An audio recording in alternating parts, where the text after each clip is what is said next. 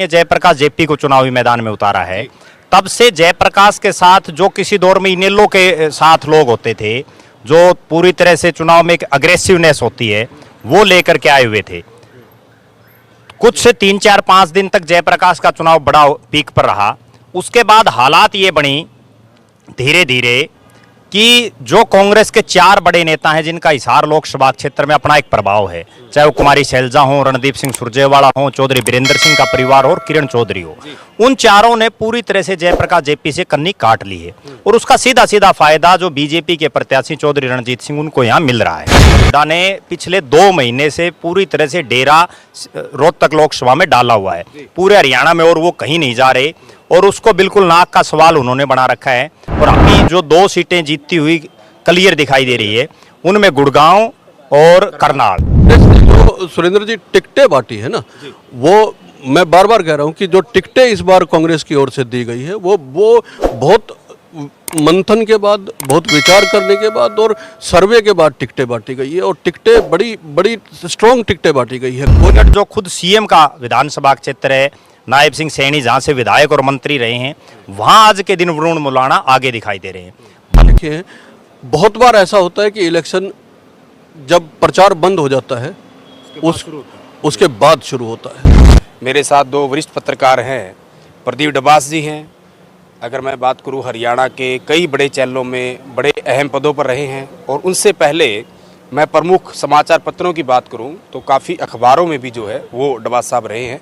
और साथ साथ मेरे साथ प्रद्युमन जोशीला जी हैं जो कि राजनीतिक विशेषज्ञ हैं, और बारीकी से कहीं ना कहीं चुनाव की बात करें या फिर राजनीति की बात करें, वो सारी की सारी चीज़ें करते हैं। डबास साहब, पहला बात करूंगा, बड़ी बारीकी से आप जो है चुनाव का कहीं ना कहीं विश्लेषण करते हैं।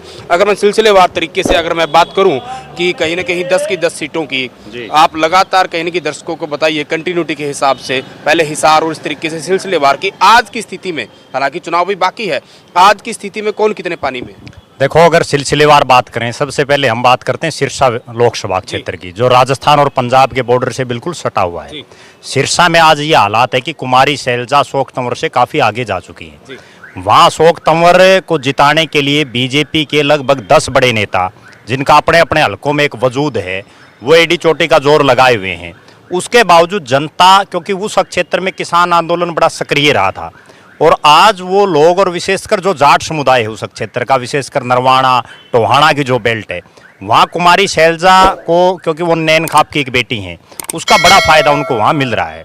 उसके बाद अगर बात करें हिसार लोकसभा क्षेत्र की, यहाँ जब से कांग्रेस पार्टी ने जयप्रकाश जेपी को चुनावी मैदान में उतारा है, तब से जयप्रकाश के साथ जो किसी दौर में इनेलो के साथ लोग होते थे, जो पूरी तरह से चुनाव में एक अग्रेसिवनेस होती है, वो लेकर के आए हुए थे। कुछ से 3-4-5 दिन तक जयप्रकाश का चुनाव बड़ा पीक पर रहा। उसके बाद हालात ये बनी धीरे धीरे कि जो कांग्रेस के 4 बड़े नेता हैं जिनका हिसार लोकसभा क्षेत्र में अपना एक प्रभाव है, चाहे वो कुमारी शैलजा हो, रणदीप सिंह सुरजेवाला हो, चौधरी वीरेंद्र सिंह का परिवार हो और किरण चौधरी हो, उन चारों ने पूरी तरह से जयप्रकाश जेपी से कन्नी काट ली है। और उसका सीधा सीधा फायदा जो बीजेपी के प्रत्याशी चौधरी रणजीत सिंह उनको यहाँ मिल रहा है। हालांकि बीजेपी के भी बहुत से नेता हैं जो बड़ी आखिरी दौर में, अभी पिछले 5-6 दिन में ही वो माने हैं, उससे पहले वो रणजीत सिंह के साथ भी नहीं थे। कुल मिलाकर के आज के दिन जो सीन दिख रहा है हिसार का, उसमें रणजीत सिंह जयप्रकाश से ऊपर दिखाई दे रहे हैं। अगर बात करें भिवानी महेंद्रगढ़ लोकसभा क्षेत्र की, भिवानी महेंद्रगढ़ लोकसभा क्षेत्र में बेशक किरण चौधरी दिखावे के तौर पर रावदान सिंह के साथ दिखाई दे रही हैं, लेकिन जो उनका सपोर्टर है चौधरी बंसीलाल के परिवार के साथ जो वर्षों से लोग जुड़े हुए हैं, वो आज भी कहीं ना कहीं उनके दिमाग में एक टीस है।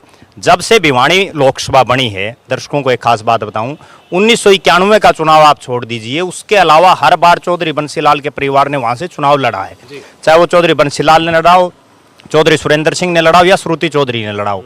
ये दूसरा मौका है जब चौधरी बंसीलाल के परिवार का कोई सदस्य चुनाव नहीं लड़ रहा। साथ साथ भजनलाल परिवार का भी, दोनों लाल परिवार, जी बिल्कुल, भजनलाल परिवार का भी नहीं लड़ रहा, लेकिन भजनलाल परिवार ने बंसीलाल परिवार के मुकाबले कम चुनाव लड़े लोकसभा की। वो विधानसभा ज्यादा लड़ते आदमपुर से, लेकिन वो लगातार जो है चुनाव लड़ते रहे लोकसभा का।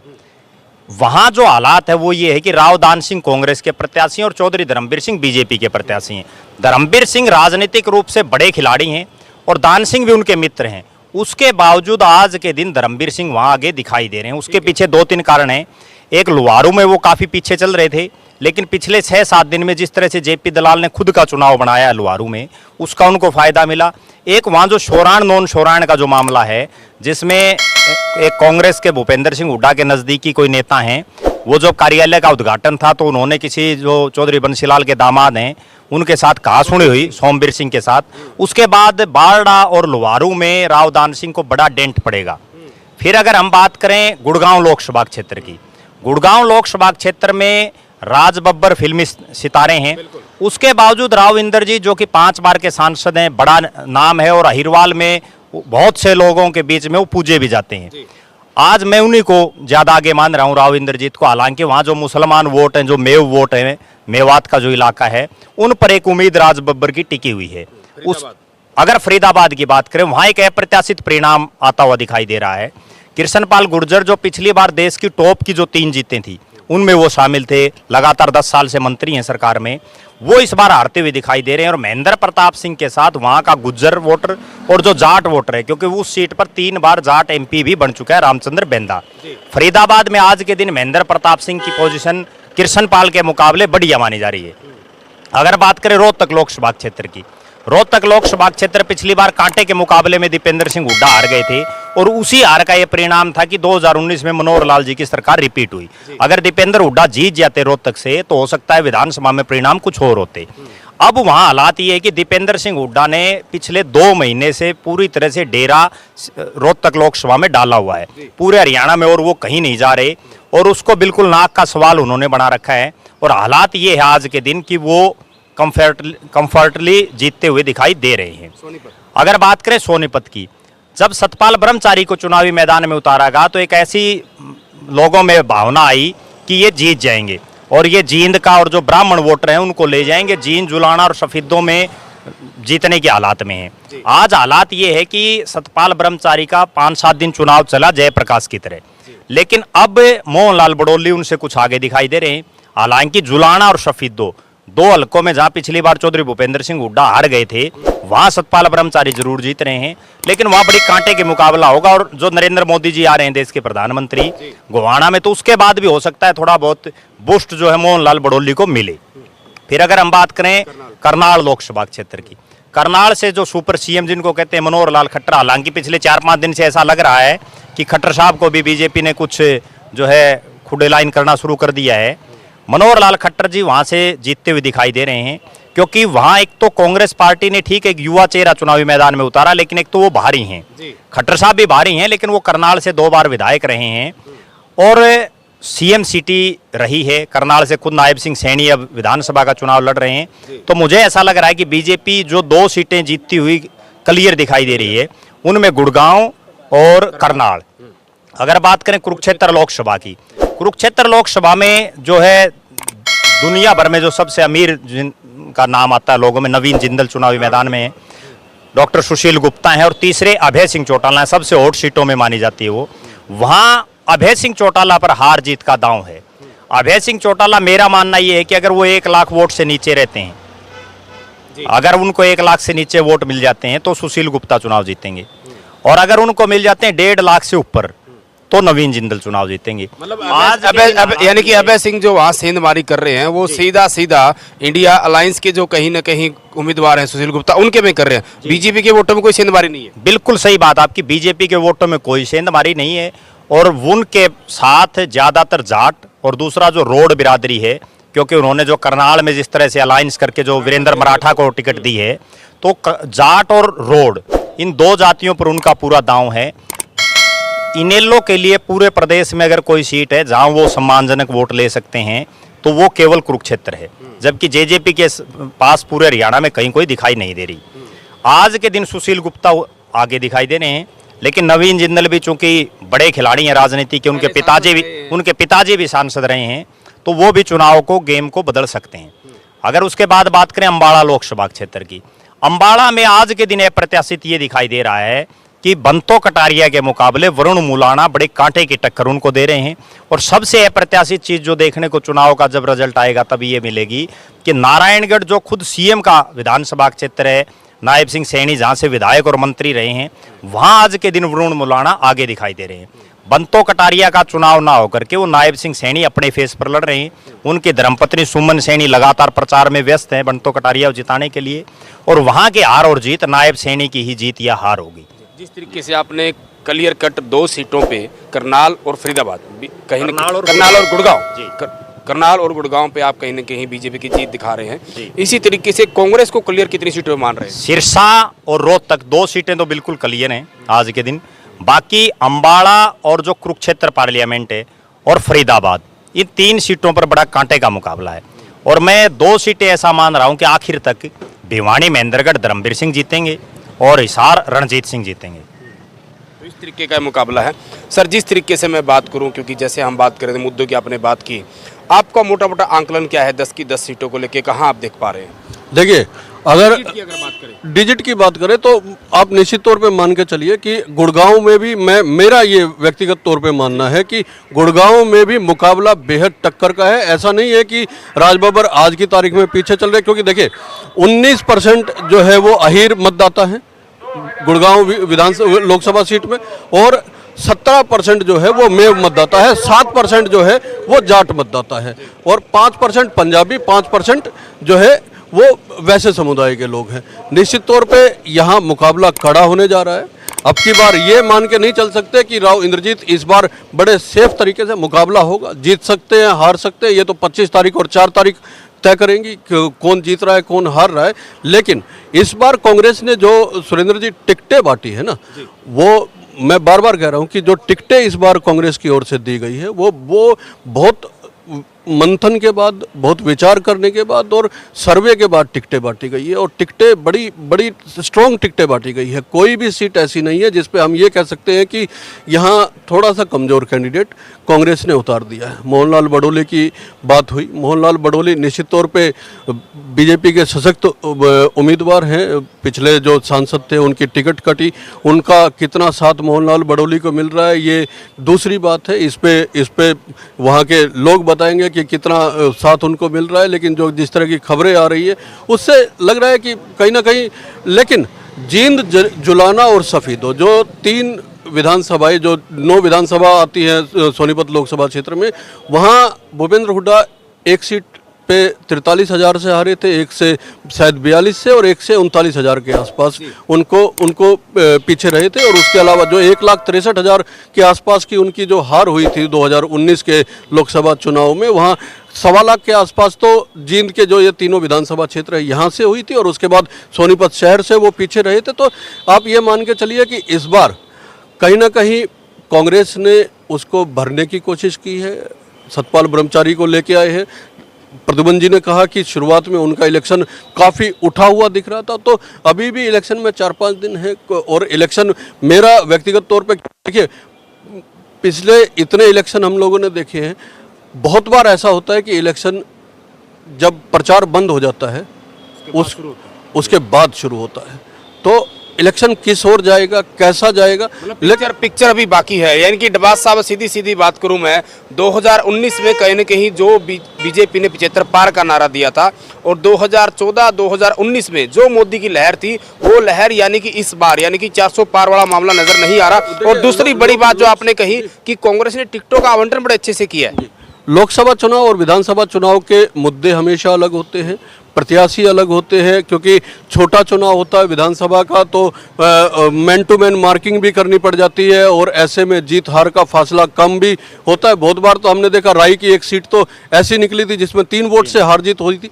तो लोकसभा चुनाव और विधानसभा चुनाव को हम एक जैसा मान के नहीं चल सकते। यहाँ पे राष्ट्रीय मुद्दे भी काम करते हैं और स्थानीय मुद्दे भी एक साथ काम करते हैं। लेकिन और लोकसभा चुनाव क्योंकि बड़ा चुनाव है, हर आदमी तक पहुंचना मुश्किल होता है। हल्कों में ही अगर दौरा कर लिया जाए, समय इतना कम मिलता है, हर गांव में पहुंच लिया जाए, ये भी बड़ी बात होती है। तो मुकाबला तो है इस बार, मुकाबला 10 की 10 सीटों पे, क्योंकि देखिए करनाल को बड़ा इजीली कहा जा रहा है कि करनाल जो है वो मनोहर लाल खट्टर निकाल लेंगे, हो सकता है निकाल लें। लेकिन कांग्रेस ने अगर किसी युवा को टिकट दी है तो एक नेता ऐसा जो मुखर वक्ता है, बोलता है, और एक परसेप्शन बनती है लोगों के बीच में। टक्कर देने के लिए ही हर एक आदमी जब मैदान में आता है तो वो हर तैयारी के साथ आता है। करनाल को भी हम ये कह सकते हैं, क्योंकि 4 सीटें पानीपत की आती हैं। पानीपत, शहरी, ग्रामीण, इसराना और समालका। यहाँ पे ये मान के चला जाता है कि यहाँ भूपेंद्र सिंह हुड्डा का ठीक ठाक होल्ड है, और वो कुछ ना कुछ इस तरह का, क्योंकि देखिए पानीपत शहर से रोहिता रेवड़ी कांग्रेस में आ गई है ना, तो चीज़ें बदलती हुई दिख रही है। 2 विधायक भी जी, 2 विधायक भी कांग्रेस के, चीज़ें बदलती हुई दिख रही है। वो कितनी टक्कर दे। डबास साहब आपने जिक्र किया, प्रद्युमन जी जैसे मैं बात करूं, जब दिव्यांशु बुद्धि राजा को कहीं न कहीं टिकट दिया गया तो कहीं न कहीं कईयों ने अंडर एस्टिमेट किया, और कई आप जैसे बड़े लोगों ने जो कहीं न कहीं राजनीतिक बार के थे ये भी कहा कि जो शायद 91 का चुनाव था गिराए का, जब छत्रपाल ने, मतलब वो वाकया दोहराया जा सकता है। देखो, राजनीति की एक कड़वी सच्चाई मैं आपको बताऊं, जो जितना बड़ा चेहरा होता है वो उसके सामने वाला प्रतिद्वंदी भी अगर उसके सामने बड़ा होगा तो नहीं हारता, लेकिन कोई नौसिखिया हो राजनीति का तो उसको तुरंत पटकनी दे देता है।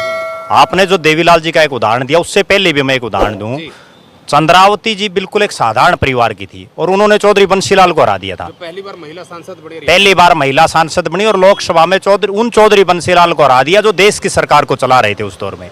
उसके बाद चौधरी देवीलाल को प्रोफेसर छत्रपाल सिंह, जिनका राजनीति से कोई बहुत लंबा चौड़ा लेना देना नहीं था, और उन्होंने देश के उप प्रधानमंत्री जो व्यक्ति रहा हो उसको चुनावी मात दे दी। इसके अलावा भी अगर हम बात करें, बहुत से ऐसे बड़े बड़े नेता हैं जिनको बिल्कुल साधारण घर के आदमियों ने हराया। जैसे एक मैं आपको उदाहरण दूं, कृष्णलाल पंवार जो 6 बार के लगातार विधायक, उसी जिस करनाल लोकसभा का हम जिक्र कर रहे हैं, इसराना से विधायक, और उनको राजनीति में जो बड़े बड़े धुरंधर जब उनके सामने आए तो वो नहीं आ रहे, लेकिन एक बिल्कुल साधारण परिवार के, गरीब परिवार के आदमी ने और उनको तुरंत हरा दिया। इस तरह के बहुत से उदाहरण हैं। तो ये कोई बहुत लंबी चौड़ी कहानी नहीं, क्योंकि नया जब आदमी आता है तो उसका विरोध नहीं होता। नए आदमी का एकदम से ये होता है कि इसके सामने अगर मनोहर लाल खट्टर जी के सामने दिव्यांशु को उतारा है तो ये कोई बहुत बड़ी चीज़ है। जहां हम खड़े, यहाँ का मैं आपको एक उदाहरण दूं, जब परिसीमन हुआ 2005 के बाद और 2009 का विधानसभा चुनाव गिराए हल्का टूट गया, बरवाड़ा विधानसभा क्षेत्र में 2 बड़े नेता टिकट का दावा कर रहे, एक चौधरी जयप्रकाश जो अभी कैंडिडेट हैं और एक प्रोफेसर छत्रपाल।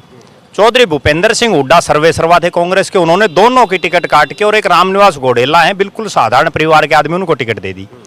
और पूरे हल्के में एक माहौल ये चल पड़ा कि, हाँ 2009 की एक माहौल ये चल पड़ा कि जो आदमी जेपी और छत्रपाल की टिकट कटा सकता है तो वो कोई छोटा मोटा आदमी तो है नहीं। और वो रामनिवास घोडेला, एक कुमार प्रत्याशी और भी खड़ा था, सुभाष ठाकुर को हजका ने टिकट दी हुई थी, उसके बावजूद वो रामनिवास घोडेला जबरदस्त चुनाव जीत गया।